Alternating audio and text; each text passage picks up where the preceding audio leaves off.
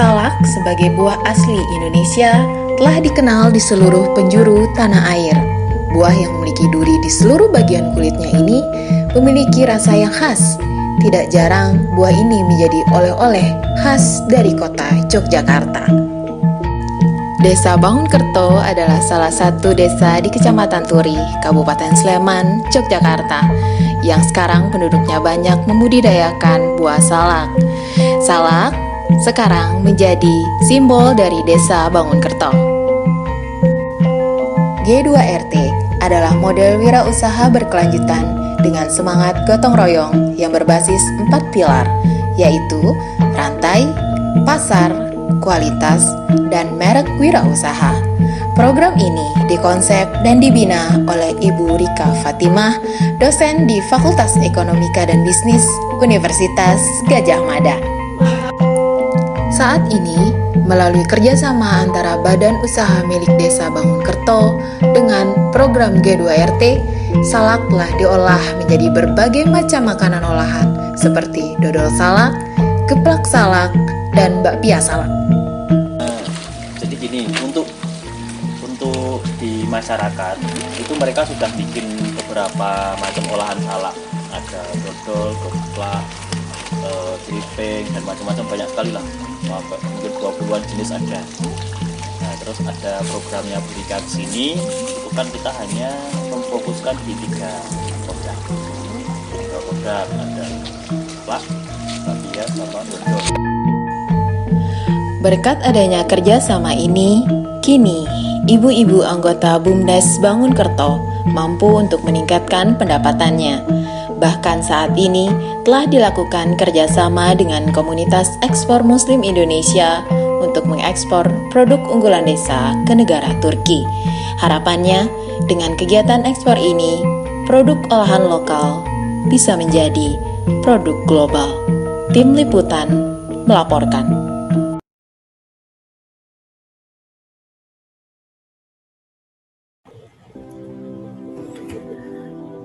Kali ini kita akan membahas terkait dengan kualitas.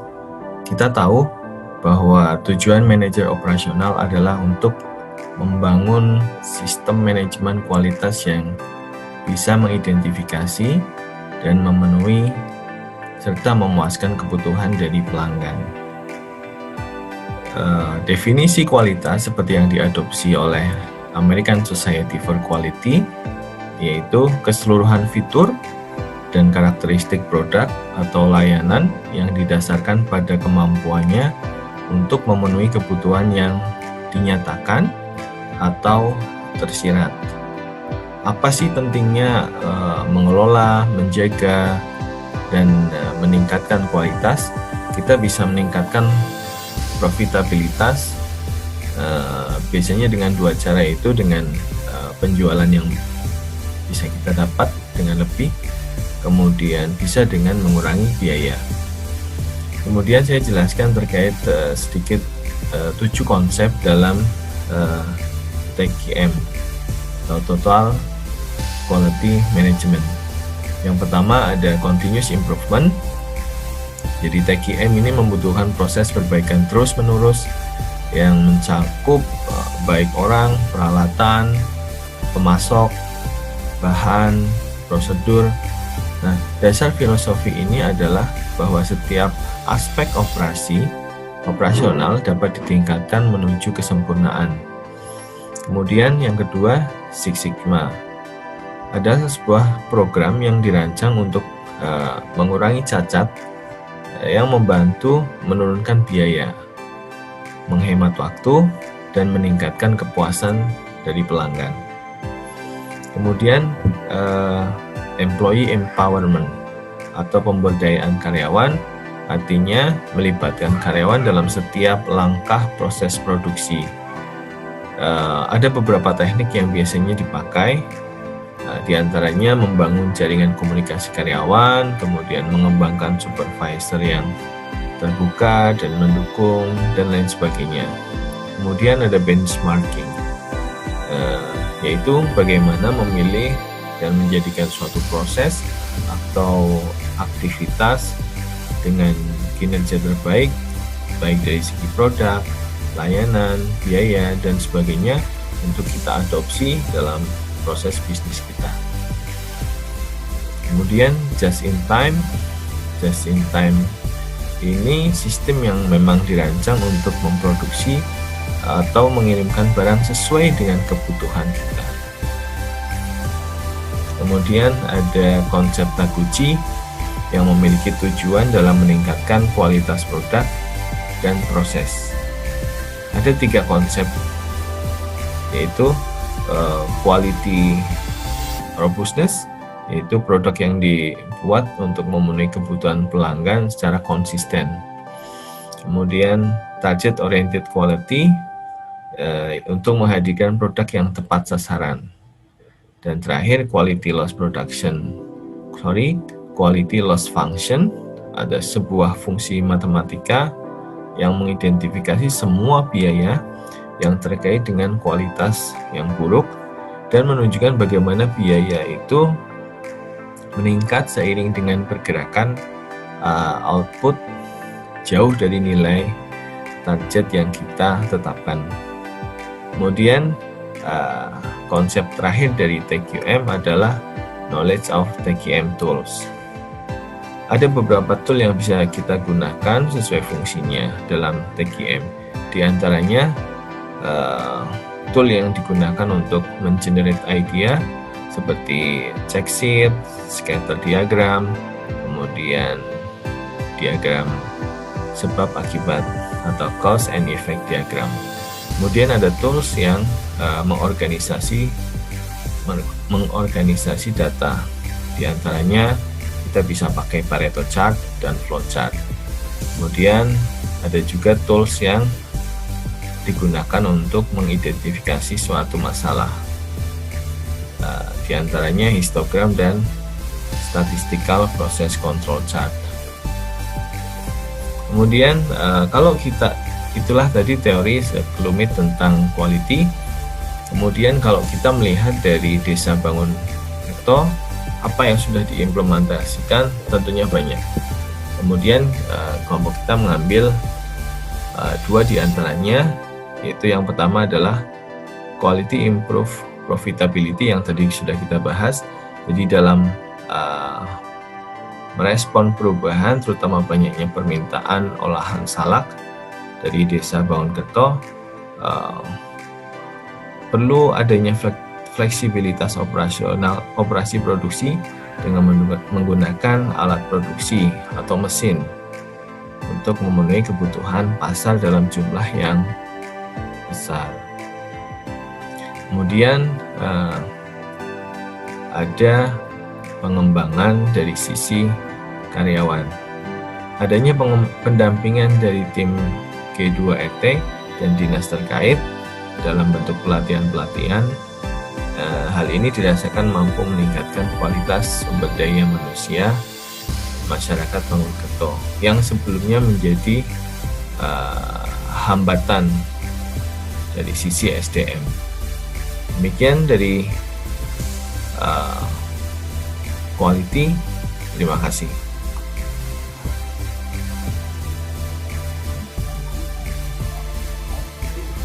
Baik, saya bisa menyoroti yang menjelaskan tentang proses pengolahan produk salak di Desa Bangun Kerto. Di sini saya menjelaskan tentang proses produksi oleh Bangun Kerto ini yang merujuk pada teori produk fokus di dalam buku Operation Management BHZ yang bisa ditemukan dalam buku Tahunan, yang menjelaskan tentang produksi ini dilakukan fokus pada produknya atau berorientasi pada produk dengan menginginkan jumlah output yang cukup besar dan jenis proses yang mudah. Kemudian di dalam Bangun Kerto ini kami memperhatikan beberapa hal terkait dengan produk ini. Yang pertama adalah buah salak, di mana salak menjadi sangat berlimpah yang bisa dijadikan sebagai bahan baku untuk salaknya. Kemudian proses yang mudah karena di sini prosesnya tidak memerlukan keahlian khusus, jadi bisa dilakukan mudah. Dan mesin di sini diperbantukan oleh pemerintah dan juga Bank Indonesia untuk proses masak atau pemerintahnya yang memerlukan berjam-jam untuk proses. Kemudian peralatan yang digunakan juga cukup sederhana, yaitu peralatan dapur yang ada di tempat lokal. Dan untuk pekerjaannya, setiap kerja itu menggunakan seluruh proses dari produksi produk olahan sapi, sehingga akan memudahkan ketika saat selanjutnya. Kemudian permintaan, jadi mereka memproduksi produk salak ini sesuai dengan permintaan, seperti ada daerah Jawa, ada di sekitarnya yang meminta untuk produk ini diproduksi. Nah, terkait dengan produknya, ini saya ingin tiga produk andalan. Yang pertama adalah bakpia, geplak, dan cendol yang memang sekarang masih akan terus dikembangkan. Nah, ini adalah gambar salah satu dari mesin produksi yang digunakan ketika proses pemasakan pengolahan produk salak ini. Nah, ini adalah contoh alur produksi yang dilakukan oleh Tokopedia, di mana memproses produksi geplak atau dodol sehingga terlihat prosesnya. Nah, proses geplak dan dodol ini itu mirip, hanya berbeda di lama proses pemasakan, yaitu dari prosesnya ini berawal dari pembersihan dari sapi sendiri, kemudian pengembang, dan melakukan proses pemasakan dengan tambahan bahan lainnya. Kemudian setelah matang, dibungkus dengan bungkus plastik, kemudian ditimbang sesuai dengan ukuran kemasan dan dikemas dalam beberapa takaran berat, yaitu ada 100 gram, 150 gram, dan juga 250 gram. Ini adalah salah satu contoh dari kemasan yang diberikan ke dalam kemasan. Begitu dari saya, dan selanjutnya akan kita sampaikan. Terima kasih. Assalamualaikum warahmatullahi wabarakatuh. Nama saya Iqbal dan saya akan presentasikan mengenai agregat planning strategi. Agregat planning adalah pada dasarnya bagaimana seorang manajer menyesuaikan kapasitas produksi dengan permintaan pasar. Dalam membuat perencanaan strategi, manajer operasional perlu menjawab beberapa pertanyaan penting. Yang pertama, apakah inventory yang ada saat ini perlu digunakan atau dijual untuk memenuhi permintaan pasar selama periode perencanaan? Dan yang kedua, apakah perubahan jumlah tenaga kerja perlu dilakukan? Yang ketiga, apakah perlu menggunakan tenaga part-timer atau mungkin perlukah kita mempertimbangkan opsi melakukan overtime atau idle time? Yang keempat, apakah kita perlu menggunakan subkontraktor untuk memenuhi permintaan produk yang sifatnya berfluktuasi? Dan yang kelima, apakah harga produk perlu kita pertimbangkan untuk diubah untuk mempengaruhi jumlah permintaan yang ada? Nah, pertanyaan-pertanyaan di atas itu digunakan untuk memperjelas opsi yang dimiliki oleh seorang manajer operasional. Opsi yang ada itu ada dua. Yang pertama adalah opsi kapasitas atau capacity option, dan opsi permintaan atau demand option. Nah, yang pertama ini adalah mengubah level stok persediaan. Maksudnya gimana? Penyesuaian stok itu dapat dilakukan melalui menyimpan stok pada saat permintaannya rendah. Nah, stok ini disimpan sampai nanti permintaannya meningkat lagi. Nah, yang kedua, menambah atau mengurangi pegawai. Jumlah pegawai ini yang bekerja kita sesuaikan dengan angka permintaan dari pasar. Kalau permintaan yang meningkat, maka jumlah pegawainya kita tambah, dan sebagainya. Kemudian, overtime atau idle time itu yang dimaksud adalah kita modifikasi angka produksi pada saat dengan cara apa? Dengan cara kita tambah jam kerjanya. Kemudian kalau misalkan permintaannya permintaannya turun, ya kita turunkan jam kerjanya. Kemudian subcontracting. Nah, ini artinya apa? Pada saat permintaan di titik puncak, nah kapasitas kerjanya kita juga sudah sampai puncak, sudah mati-matian kerja, tapi permintaannya nambah lagi, Nah, kita subkan kepada pihak ketiga. Nah, yang terakhir, part-time, itu biasanya kita pada sektor industri jasa bekerja part-time, itu kita perbantukan, kita gunakan untuk memenuhi kebutuhan secara temporer. Nah, untuk demand option-nya, kita mempengaruhi permintaan. Nah, opsi mempengaruhi permintaan ini maksudnya apa sih? Nah, pada saat jumlah permintaannya lagi rendah, maka kita lakukan advertising, kita promosi, kita berikan diskon agar apa? Agar permintaannya meningkat lagi. Kemudian ada opsi back ordering. Nah, back ordering ini artinya apa? Pada saat permintaannya lagi tinggi, nah kita terima permintaannya, permintaan pasar itu kita terima, tapi produk atau jasanya kita deliver di kemudian hari. Nah, kemudian ada yang namanya counter seasonal production, jadi itu pemenuhan dua atau lebih permintaan secara waktu itu bertolak belakang. Kemudian ini kita membahas mengenai agregat planning. Agregat planning ini sebenarnya kalau berdasarkan lama periode waktunya itu digolongkan ke dalam kategori intermediate planning. Kenapa? Karena pada perencanaannya dia membutuhkan satu, pengukuran jumlah unit penjualan dan output yang tepat. Kemudian dia itu berhubungan dengan perkiraan terhadap permintaan produk dalam jangka waktu intermediate, kira-kira 3 sampai 18 bulan. Kemudian dia juga membutuhkan metode perhitungan biaya yang relevan. Dan terakhir, dia juga membutuhkan model yang dapat mengkombinasikan antara perkiraan permintaan dan biaya yang akan dihabiskan.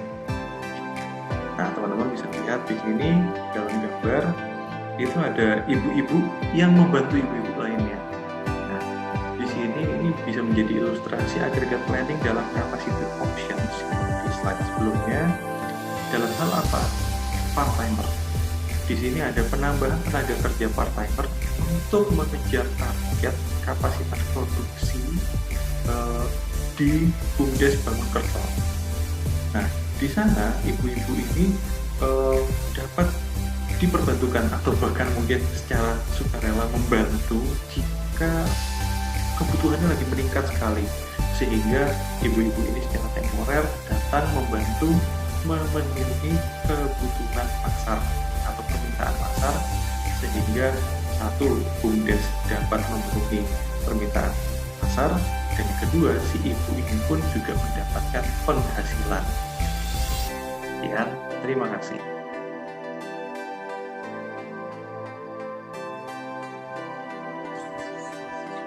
Saya Ari akan mempresentasikan competitive advantage.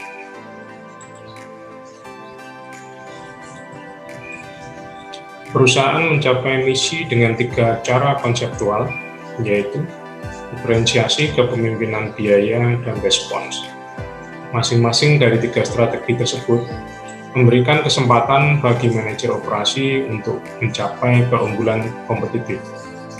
Dan menurut Heiser, keunggulan kompetitif menyiratkan terciptanya sistem yang memiliki keunggulan unik atas pesaing. Setelah adanya pendampingan dari tim G2R, bahan dasar salak tersebut diolah menjadi produk olahan sehingga meningkatkan kualitas dan harga produk tersebut. Harga dan kualitas produk sebaiknya disesuaikan dengan target pasar yang akan dibidik dan diperlukan identifikasi kebutuhan dan keinginan konsumen. Produk yang dibuat disesuaikan dengan target pasar dan dapat mempengaruhi konsumen dalam pengambilan keputusan pembelian.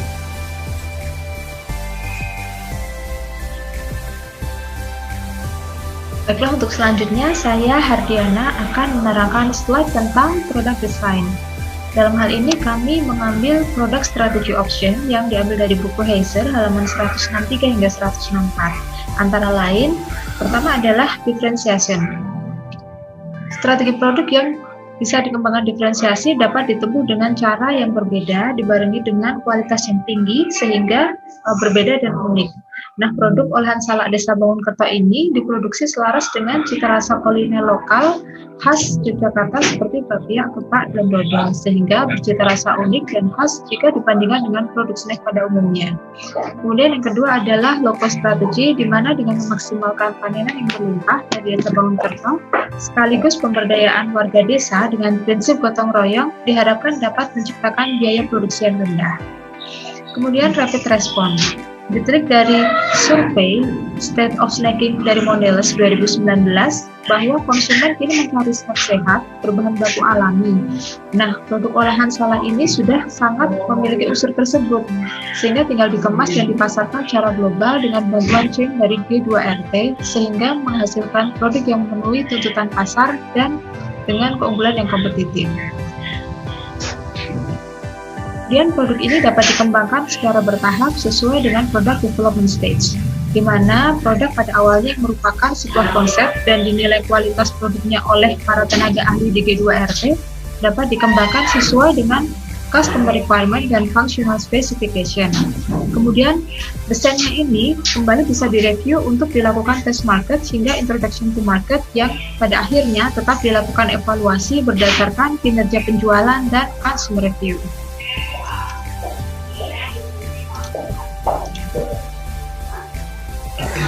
Baik, saya akan melanjutkan presentasi mengenai service design. Yang pertama adalah proses chain network yang ada di PPT chapter 5 product design slide edition 48. Untuk teori yang digunakan dalam proses chain network yaitu focuses on the ways in which processes can be designed to optimize interaction between firm and their customer. Jadi ini kita sebagai perusahaan memfokuskan diri untuk mengoptimalkan interaksi dengan customer kita. Untuk justifikasi Desa Bangunkerto yaitu rantai pasok olahan salak dimulai dari panen buah salak, kemudian dipanen oleh buah salak oleh petani, kemudian proses produksi ini dilakukan oleh rumah tangga atau UKM, kemudian dipasarkan melalui berbagai media dan pameran dari dalam hingga luar negeri. Dalam proses pemasaran ke luar negeri, Desa Bangunkerto sudah bekerjasama dengan KEMI. Untuk rekomendasi sendiri untuk olahan salak di Desa Bangunkerto yaitu produk olahan salak yang memungkinkan konsumen mengolah atau berkreasi terhadap produk tersebut. Contohnya itu selai salak.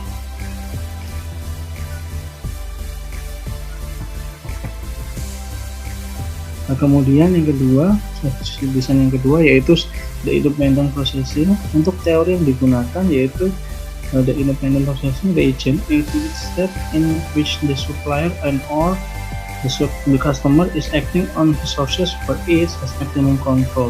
Ini ada di buku GISA 2017 page 180. Justifikasi sendiri di Desa Bangunkerto yaitu tim bisnis Desa Bangunkerto mengorganisasikan proses produksi menggunakan kegiatan independent processing yang dikerjakan oleh petani dan rumah tangga dalam memenuhi permintaan atau jumlah yang akan dipasarkan. Untuk rekomendasinya, sebaiknya perlu ditambahkan proses interaksi yang lain seperti direct interaction, di mana ada konsumen dapat interaksi atau mengetahui langsung dalam proses pembuatan hasil-hasil dari olahan salak di Desa Bangunkerto. Contohnya ini ada di Bapia 25 ya, yang di dekat Malioboro. Di sana di pabrik Bapia 25 masyarakat atau konsumer bisa melihat sendiri bagaimana proses pembuatan Bapia 25 sebelum dikemas dan dijual di pasaran. Baik, terima kasih.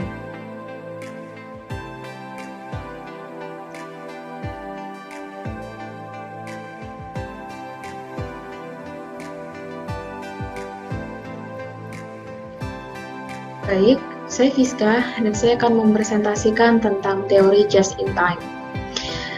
Just in time ini merupakan suatu konsep yang awalnya digagas oleh Taiji Okno dan diaplikasikan pada pabrik Toyota. Konsep ini menekankan adanya nilai tambah pada setiap aktivitas. Jika aktivitas tersebut tidak memberikan nilai tambah, maka hal tersebut dianggap sebagai suatu pemborosan. Nah, konsep JIT sendiri ini dikenal sebagai Ono 7 Ways. Di dalam buku Heiser kita temukan bahwa ada 7 hal yang merupakan suatu pemborosan, yaitu produksi yang berlebihan, di mana memproduksi lebih dari yang pelanggan minta ataupun terlalu cepat memproduksi merupakan suatu pemborosan. Kemudian antrian, adanya waktu tunggu akibat barang yang tidak bergerak ataupun barang yang tidak diproses merupakan suatu pemborosan. Transportasi, pergerakan barang antar pabrik ataupun antar pusat kerja dan menanganinya lebih dari satu kali merupakan suatu pemborosan. Persediaan, di mana bahan mentah yang tidak perlu, barang dalam proses, barang jadi maupun persediaan yang berlebihan disebut sebagai suatu pemborosan. Gerakan, pergerakan peralatan atau orang yang tidak menambah nilai adalah suatu pemborosan. Proses yang berlebihan, pekerjaan yang dilakukan pada produk yang tidak menambah nilai merupakan suatu pemborosan. Produk yang rusak, pengembalian, klaim garansi, dan pengerjaan ulang adalah suatu pemborosan. Nah, penerapan konsep JIT ini dalam pengolahan salak G2RT di Bangunkerto adalah untuk produksinya, produksi olahan salak telah disesuaikan dengan permintaan pembeli. Jadi persediaan hanya satu kali pengolahan. Jadi ibu-ibu yang ada di Desa Bangunkerto ini biasanya hanya memproduksi satu kali produksi sehari sebagai suatu persediaan. Jadi mereka memproduksi sesuai dengan permintaan dari pembelinya. Tetapi ibu-ibu juga tetap memiliki persediaan walaupun persediaan tersebut hanya sedikit. Nah, sehingga dalam hal ini tidak ada produksi yang berlebihan. Antrian, di mana proses pengolahan salak masih sangat sederhana, tidak membutuhkan alur produksi yang panjang sehingga tidak ada proses yang terjeda. Kendala yang saat ini dihadapi adalah adanya penggunaan alat yang masih sederhana. Nah, dengan gerakan dari G2RT ini, ibu-ibu mulai mendapatkan bantuan seperti dari bantuan alat dari BI. Nah, transportasi, di mana pemindahan bahan baku ke tempat produksi lancar. Sebagian besar anggota G2RT merupakan petani salak, sehingga tidak ada kendala dalam proses suplai bahan baku.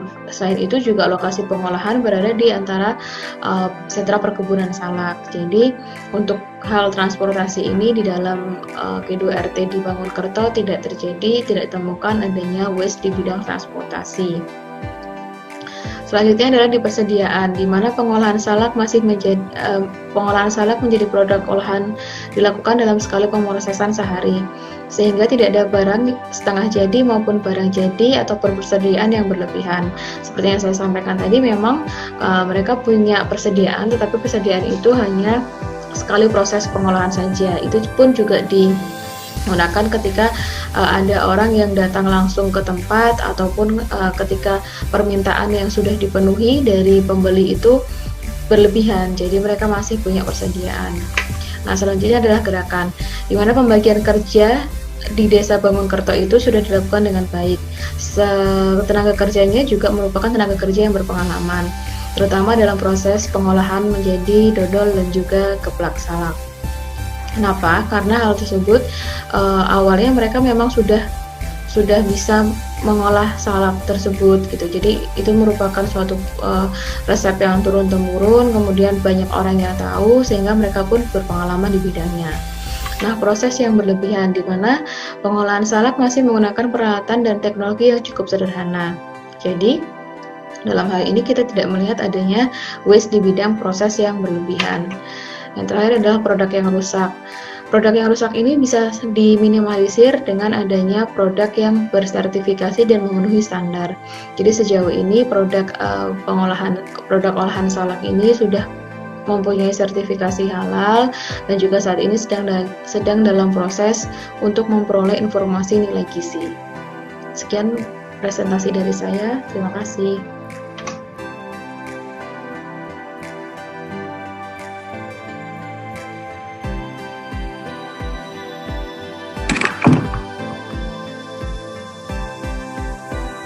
Halo, nama saya Wahyu Arif. Saya berprofesi di bidang konstruksi. Jadi saya akan memberikan penjelasan terkait rencana layout desain industri kecil G2R di Desa Bangunkerto. Nah, ini rencana layout desain yang kami buat, dan ini ada visualnya juga terkait bangunan untuk operasional industri kecil G2R di Desa Bangunkerto. Jadi seperti yang kita ketahui, tanah di Jogja itu harganya cukup mahal, sehingga bagaimana caranya dengan lahan yang tidak begitu luas kita bisa membuat layout desain dan bangunan untuk operasional industri kecil G2R di Desa Bangunkerto. Jadi bangunan ini berdiri di lahan kurang lebih meter persegi dengan konsep minimalis, menggunakan 3 kontainer dengan 2 kontainer sepanjang 40 feet dan juga 1 kontainer dengan panjang 20 feet. Disusun 2 tingkat yang dihubungkan oleh tangga. Bangunan ini kami buat berbentuk huruf L. Jadi kalau kita lihat visualnya di sini, yang untuk lantai 1 bagian memanjang ini kontainer 40 feet, dan juga lantai 2 juga ada kontainer 40 feet, sedangkan kontainer 20 feet kami tempatkan di area belakang yang melintang. Untuk fungsi ruang, di lantai 1 ada ruang inventory, ada ruang produksi, dan juga ruang pengemasan. Sedangkan di lantai 2 kami tempatkan kantor, co-working space, dan juga area penjemuran. Di area ini kami berikan sedikit penghijauan supaya area tersebut terlihat lebih segar, sejuk, dan hijau. Nah, untuk penjelasan penempatan ruangnya, jadi di lantai 1 kenapa kami tempatkan ruang inventory, ruang produksi, dan ruang pengemasan? Karena di lantai 1 ini aktivitas produksi yang membutuhkan ruang space untuk akses kendaraan, untuk mobilisasi dan bongkar muat, sehingga ruang-ruangan ini kami tempatkan di lantai 1 untuk memudahkan itu.